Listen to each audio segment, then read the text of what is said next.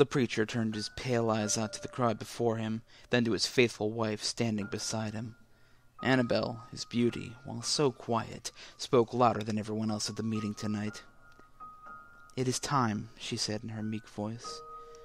"While this judgment is upon us, it is time to purge the world of all those who spread wickedness and discord." She smiled serenely at the preacher. This caused many amongst the crowd to break out in shouts of disbelief.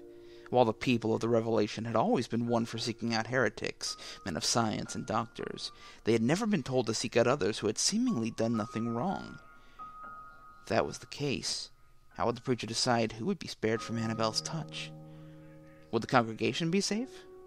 Surely the preacher would spare the converts. Nah, he wouldn't harm them. He wanted people to follow him. After all he had done to gain power, he would not allow harm to come to those whom he wanted following him. He had, after all, led a clear path to God for all of the people. Matthias, the senior elder, was not a blind man, and watched Annabel the whole time. Something was not right about her. While the entirety of the congregation was in an uproar about her comet, he watched her eyes. Her lightless eyes, which held no glimmer of remorse. There was something definitely not right about the preacher's wife. When she turned her head to meet his eyes, he felt his soul go warm. It was so unexpected that every dismal feeling Matthias had ever felt dissipate instantly. How could someone with no remorse, someone so cold and calculated, warm another person's soul in such a way?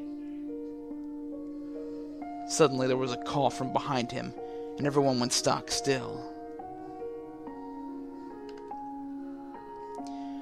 "We have a sinner amongst us," the preacher exclaimed in fury. "Who dares bring such filth into the house of God?" His anger boomed throughout the room. The cough came again, loud and wet, contaminating the air with the acrid smell of iron and blood. Whoever had brought in the contagion was far advanced and was not trying to hide the disease, but trying to sneak it into the congregation.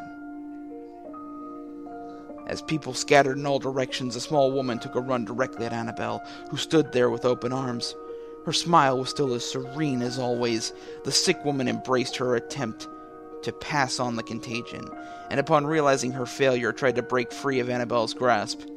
Annabel looked to her husband, who nodded his head, at which time she kissed the woman gently on the forehead and whispered something in her ear before efficiently snapping her neck. The woman fell to the floor in a pile of worn-out rags and blackened flesh. She met Matthias's eyes and mouthed the words she had just whispered to the woman before she broke her neck. "I have met God. He has abandoned us."